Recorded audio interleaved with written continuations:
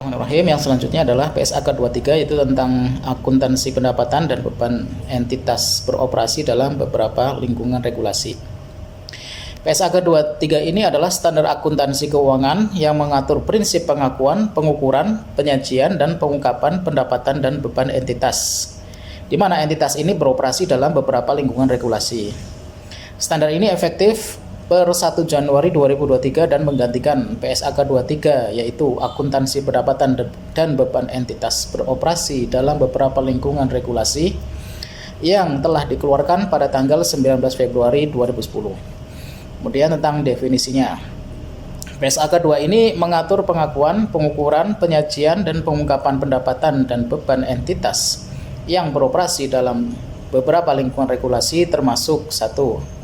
Entitas yang beroperasi dalam lingkungan regulasi yang menetapkan persyaratan akuntansi PSAK, seperti entitas yang beroperasi dengan menerapkan International Public Sector Accounting Standards atau IPSAS, atau International Financial Reporting Standards atau IFRS for Small and Medium-Sized Entities, IFRS for SMEs.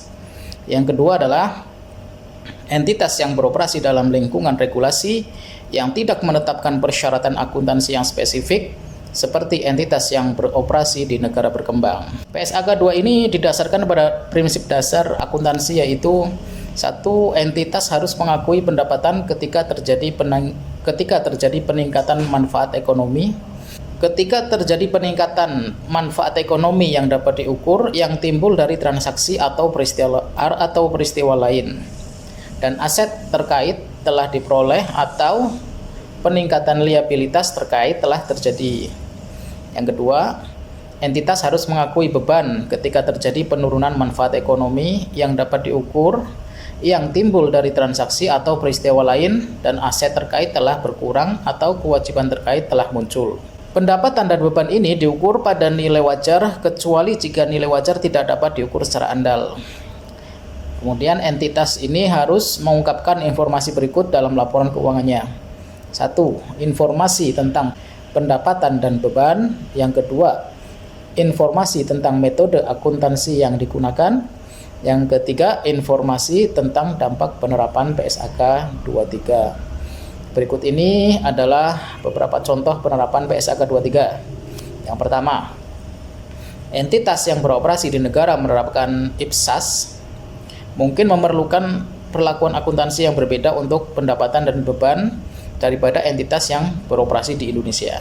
Misalnya IPSAS 18, yaitu pendapatan dari kontrak dengan pelanggan, mengatur pengakuan pendapatan dari kontrak dengan pelanggan berdasarkan metode persentase penyelesaian. Sedangkan PSAK 23 mengatur pengakuan pendapatan dari kontrak dengan pelanggan berdasarkan metode laba bruto.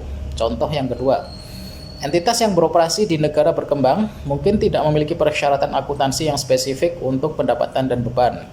Dalam hal ini, entitas harus menerapkan PSAK 23 untuk memastikan bahwa pendapatan dan bebannya diakui, diukur, dan disajikan secara andal.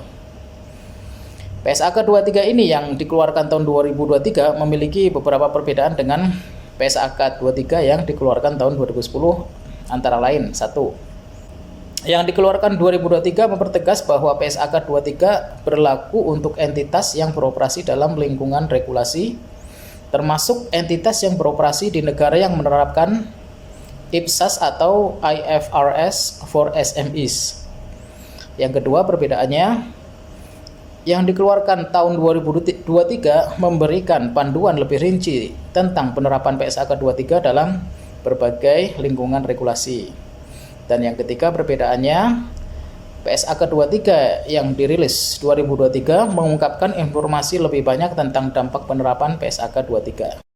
Kesimpulannya adalah PSAK 23 memberikan kerangka akuntansi yang lebih relevan dan adil untuk entitas yang beroperasi dalam beberapa lingkungan regulasi. Standar ini mengakui bahwa entitas yang beroperasi dalam lingkungan regulasi yang berbeda mungkin memerlukan perlakuan akuntansi yang berbeda untuk pendapatan dan beban, dan bahwa akuntansi untuk pendapatan dan beban harus menyajikan informasi yang relevan bagi pengguna laporan keuangan.